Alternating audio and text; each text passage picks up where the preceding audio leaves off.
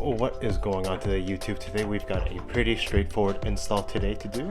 We've got both the upper and lower torque mounts for the Accord 2.0, courtesy of Michael over at Axion Industries and Hasport for making these mounts. So without further ado, let's go ahead and take a look at what we've got. So pretty straightforward. We've got two mounts. This is the upper one and this is the rear one. Both of these are the 62A ones, so they're the lowest stiffness rating possible that are pretty good for dailying. And essentially what we're trying to do with these mounts is eliminate any wheel hop that we might get. So we've got our car prepped here, jacked up. Let's go ahead and get started on the lower one. Alright, so to do the lower one, it's going to be right by the oil pan. We're going to have two bolts here and a third bolt right there. And how we're going to get to that is we're going to move part of this under tray right here. So let's go ahead and take off a few clips and get some 14s and undo these three bolts. All right, so to undo that lower tray, it's gonna be pretty simple. We've got a few clips here that we're just gonna take our pry tool and pop out.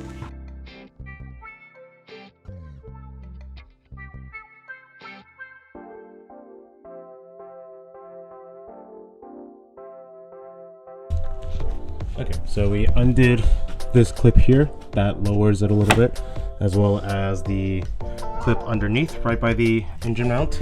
It's going to be the same clip like this, as well as the oil pan skid plate screwdrivers. Let me get you a clip from underneath, and once you have those removed, you should be able to get access to the bolts. Okay, so we undid these two screws there and just kind of popped that out, as well as this plastic trim here tool. And then you should be able to pry this down enough to get access to that bolt right there. So now let's go ahead and undo these bolts. And before you undo it, I recommend just using a jack to support the engine oil pan. You don't need to press up on it, but just enough to support its weight.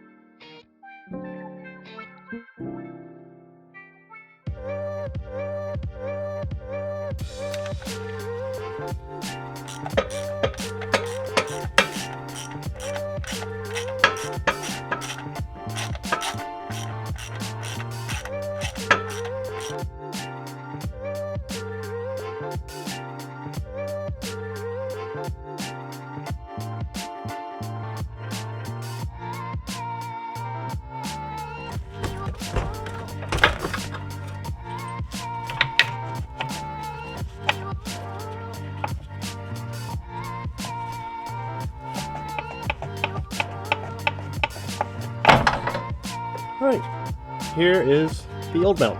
Let's go compare it to the new one. Alright, here you can see the old versus new. This one's much bigger. And see, it's not exactly made of metal, but some sort of composite plastic, where this is much stiffer and beefier. So let's go ahead and toss this new one back in.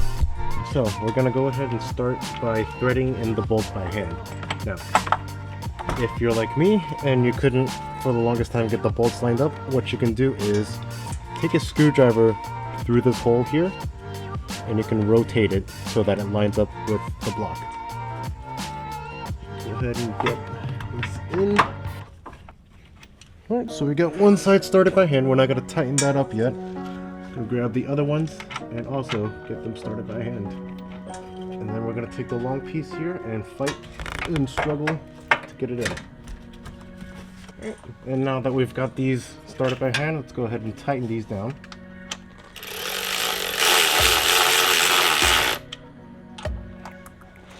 For torque specs, I don't know the exact Accord one off the top of my head, but I have the amount for the Civics, and those are 69 foot-pounds.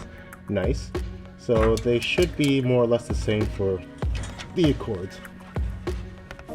So we're going to tighten these down to 69 foot-pounds. And that's 3. So that's the lower one. We're going to put everything back together and then do the upper ones. Alright, so the upper one is thankfully much easier. It's just these 2 bolts here, and then you might need to undo these 2 a little bit just to move this bracket out the way, but it'll be fairly simple. So set you guys down and get started. These ones are also going to be 14s.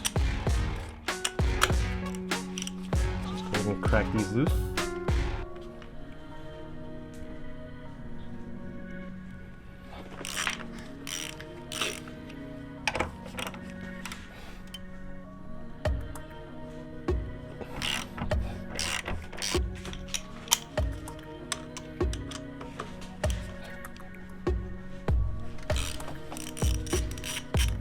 Loosen that up. And do the same for this one. And that'll give this bracket enough play to take this mount out. And here is our new one here. So you can see this one is the mount off the 6-speed manual, so it's already metal. Stock one is plastic, so this one's a little stiffer than stock for the 10 speeds. But if you want something really stiff, get the HA Sports. Yeah, so this logo here, the HA Sport logo, is going to be facing up when you install it.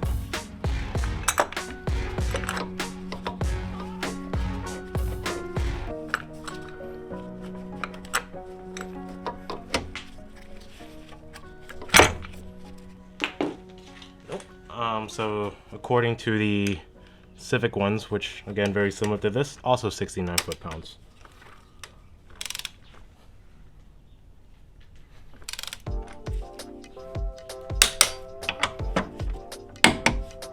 Alright, then we're all set. So let's go for a test drive.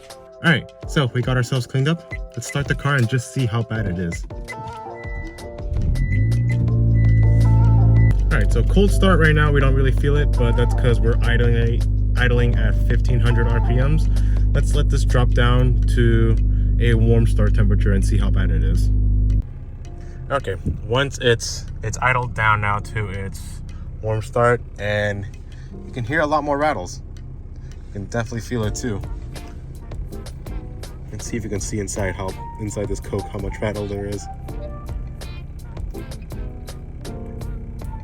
That's how much is rattling. So you can hear all the rattling in here. But you know what? Let's take it for a drive and see how it feels on the road. Alright, so it's been about 2 weeks or so since we've installed the mount, and you know, this may be because it's gotten warmer, but they're not as harsh vibration wise when you're idling compared to when they were first installed. So I think the polyurethane softened a little bit. There is definitely still a vibration, but it's not as rattly as the clip I showed you before. It's a lot more softer than that now, but still stiffer than stock. In terms of performance with launching from a dig, I should have uploaded my autocross video already, and you know, in the wet they still work fine. So I'd imagine in the dry they'd hook even better. So it's a great upgrade, especially if you're doing drag racing, because the lower one, I have seen people where they've broken the lower one from too hard of a launch. So if anything, I would definitely recommend doing the lower one, at least if you're planning to do any hardcore dig racing. Otherwise, that's about it for me. If you guys enjoyed this video, hit that like button, hit the subscribe button. We're close to 600. And I'll catch you guys in the next video where we'll be doing our RV6 rear sway bar, or possibly upgrading our brake pads for HPE. Catch you guys in the next one. Peace out.